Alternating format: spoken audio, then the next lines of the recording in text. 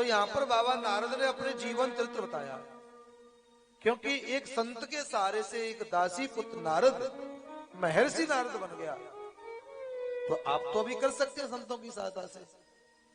तो यहां पर बाबा नारद ने अपना पूरा परम जीवन चरित्र बताया।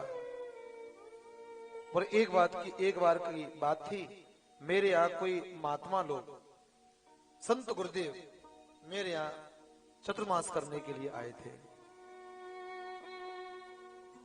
मेरी माताजी उन संतों की सेवा किया करती थी आश्रम में। जब मैं छोटा था तो मेरी माँ मुझे अपने साथ लेकर जाती और संत गुरुदेव के चरणों में बंधन कराती।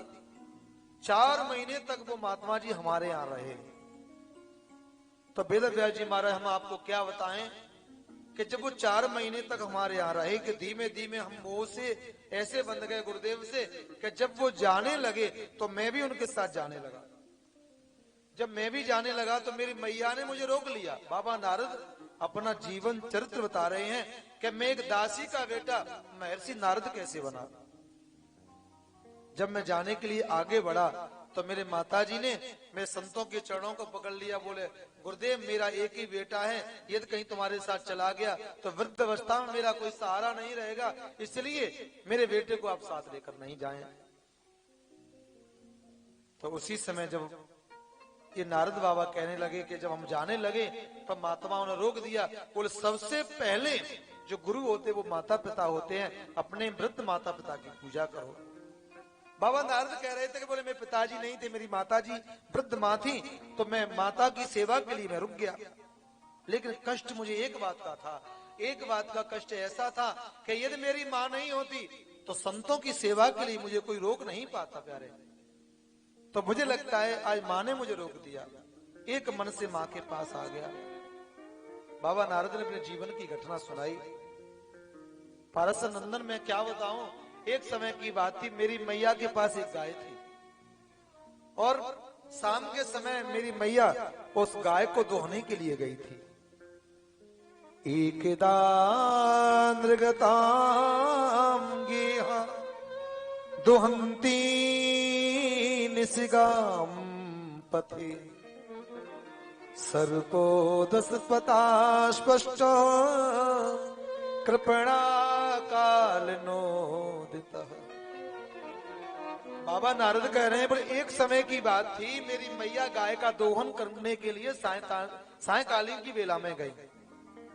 तो वहां क्या हुआ, एक किसी सर्प ने मेरे मैया को डस लिया, मेरी माता को डस लिया। तो मेरे मैया को काल ने ग्रसित कर लिया, मेरी मैया ने प्राणों को छोड़ दिया। मेरी माँ वृद्ध माता मुझे छोड़कर चली गई।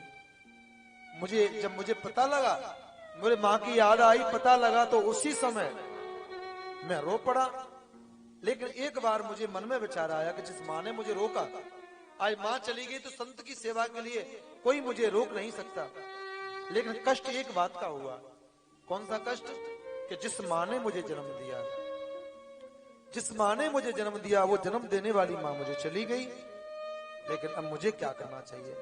तो मैंने अपनी माँ का अंतिम संस्कार किया और उनके अंतिम संस्कार करने, ब्राह्मण आज सब करने के बाद में जैसे ही मैं आया तो मुझे घर से वैराग्य हो गया और वन में जाकर मैं संत गुरुदेव की सेवा करी।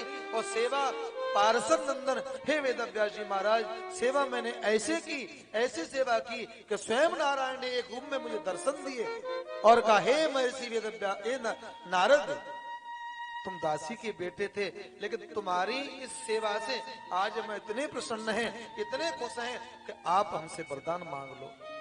तो बाबा नारद कहते हैं मुझे कुछ नहीं चाहिए, मुझे तो आपकी चरण की सेवा चाहिए, मुझे तो आपका नाम चाहिए। तो उन्होंने स्वयं कहा, नारायण ने प्रकट होकर कि आगे अभी तो तुम दासी पुत्र नारद थे, अब आगे जाकर महर्षि नारद बनोगे। क्योंकि बाबा नारद का जो बचपन का नाम क्या था? रामदास। और दिव्य मेरे नारायण की कृपा हुई, तो ऐसी कृपा हुई, यही दासी पुत्र बाबा नारद बने, महर्षि नारद बने। तो इनकी वीणा पर हर समय सज्जन मेरे भगवान का नाम रहता है। तो आज वेद व्यास जी महाराज को बाबा नारद ने यही बात बताई कि संत की सहायता से व्यक्ति कुछ भी कर सकता है, जो कर दे वो नामांकन है सज्जनों। यदि किसी के ऊपर गुरुदेव की कृपा हो जाए, किसी के ऊपर संत की कृपा हो जाए, मैं कहता हूं ये संत की कृपा है, गुरुदेव की कृपा है, तो वो व्यक्ति अकेला नहीं है।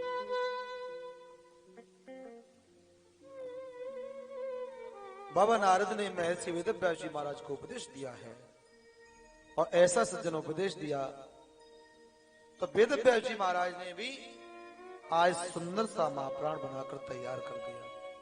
वेदव्यास जी महाराज कहते हैं, बाबा नारद हमने भागवत बनाई क्योंकि वेदव्यास जी महाराज ने कथा को गाया और गणेश जी महाराज ने लिखा। कभी आप बद्रीनाथ धाम गए हो तो वहां पर बद्रीनाथ जी की गुफा है जहाँ वेदव्यास जी महाराज स्वयं पोथी को सामने बैठे हैं और गणेश जी महाराज लेखन कर रहे हैं। उस भागवत को बनाकर तैयार कर दिया, तैयार हो गए। 18,000 श्लोकों को बनाकर तैयार किया, लेकिन विचार किया कि इसकी भाषा इतनी जटिल है, इस भाषा का गायन कौन करेगा, लोगों के पास, जन जन के पास जाकर इसका प्रचार कौन करेगा। क्योंकि आपने देखा होगा मिठाई 2 प्रकार की होती है। जो मिठाई डबल कढ़ाई में बनाई जाती है उसकी बात ही अलग होती है।